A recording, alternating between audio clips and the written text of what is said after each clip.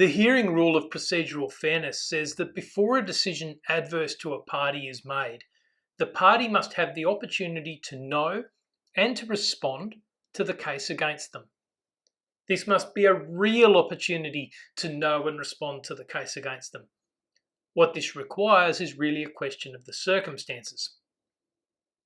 This case involves strike action by unions who are involved in building the Queensland Children's Hospital in South Brisbane. Workers formed a picket line outside the hospital and held up construction progress for a month. Abigroup went to the Fair Work Commission seeking to have the industrial action declared unlawful and the picket lines lifted. Now, the nature of these proceedings is urgent. There's no point setting the matter down for a hearing 3 months after the application. The strike was costing Abigroup $300,000 a day.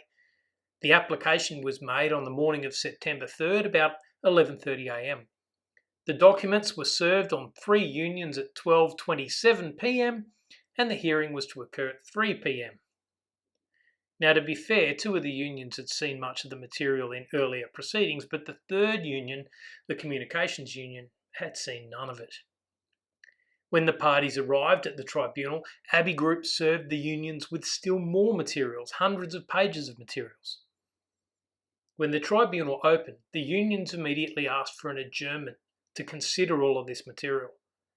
The tribunal gave them 30 minutes. That's about 5 seconds a page.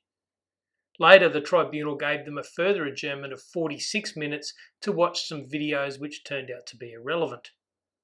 Surprise, surprise, Abigroup prevailed over the unions in that hearing.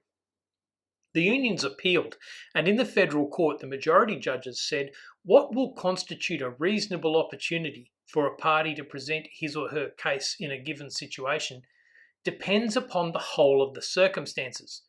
Procedural fairness requires that the statutory power be exercised fairly, that is, in accordance with procedures that are fair to each party. They found that even in an urgent matter, it was unfair to expect a party to deal with a massive amount of material in a very brief time. A party forced to do so did not have a real opportunity to respond to the case against them, and so procedural fairness was denied.